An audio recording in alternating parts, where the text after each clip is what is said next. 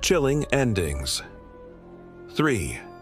True horror stories from the last day of school. The last day of school is often a time for celebration and relief, marking the end of a chapter and the beginning of summer freedom. However, for some, these seemingly innocent days have concluded with terrifying real-life horror stories that linger long after the final bell. This article recounts 3 such chilling true tales. Story 1. The Yearbook Stalker. For an 8th grade narrator, the joy of receiving his yearbook quickly turned to dread. Among the well wishes and inside jokes, a disturbing message stood out. "Hags, I'll be seeing you again," penned by a complete stranger named Samuel Robinson III. The unsettling encounter didn't end there. Later that night, during a sleepover, Samuel mysteriously appeared outside the narrator's home. His comments were unnerving, claiming he had always watched him. When asked to leave, Samuel's demeanor shifted to aggression, and he attempted to force his way into the house. The narrator's parents intervened, and Samuel fled. It was later discovered that Samuel had been expelled weeks prior to the incident, having infiltrated the school specifically to leave that chilling message.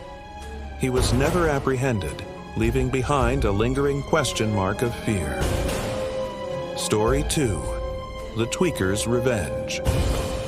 The last day of senior year for another narrator and his friends was marked by a tense confrontation. While celebrating, they encountered a homeless man who began yelling at them. One of the narrator's friends, Garrett, unwisely chose to antagonize the man, who then began to follow them.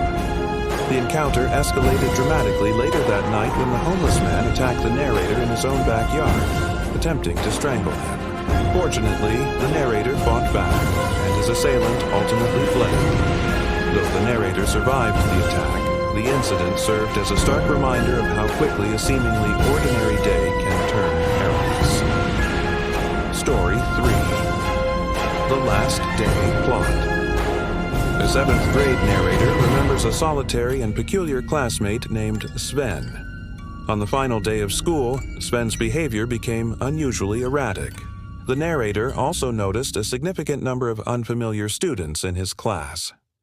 Sensing an underlying tension, the teacher discreetly removed several specific students from the classroom.